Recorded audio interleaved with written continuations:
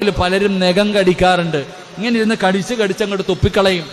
അല്ലെങ്കിൽ പലരും നഖം വെട്ടിയിട്ട്, സത്യത്തിൽ നഖം വെട്ടിയിട്ട് എന്താ ചെയ്യണ്ടേ? എന്താ ചെയ്യണ്ടേ? എത്ര പേര് കുഴിച്ചിടാറുണ്ട്? നമ്മളങ്ങോട്ട് നഖം വെട്ടുക, എവിടെയെങ്കിലും വെട്ടുക, ചിലര് കടിച്ചങ്ങോട്ട് തുപ്പുക പള്ളിക്കകത്തിരുന്നിട്ട്. മറ്റു ചിലരാണെങ്കിൽ നഖം വെട്ടും, പക്ഷെ എന്ത് ചെയ്യും? എന്റെ പ്രിയപ്പെട്ട സഹോദരങ്ങളെ, അത് തൂത്തു വെളിക്കളയും, ഇത്ര തന്നെ.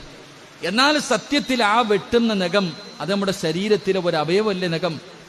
ഈ നഖമൊക്കെ എന്ത് ചെയ്യണം എന്റെ പ്രിയപ്പെട്ട സഹോദരങ്ങളെ? കബറടക്കണോന്ന്, അതിനാ കുഴിച്ചിടണമെന്ന് പറഞ്ഞ്. ഒരാളുടെ കൈ മുറിച്ചാൽ അത് കബറടക്കണ്ടേ? നഖം. അതുകൊണ്ടാണ് മുടി. എന്റെ പ്രിയപ്പെട്ട സഹോദരങ്ങൾ, ചെറുപ്പക്കാരൊക്കെ പഠിക്കണം. വലിയ അശുദ്ധിക്കാരനായിരിക്കുന്ന സമയത്താ മുടി വെട്ടുന്നേ.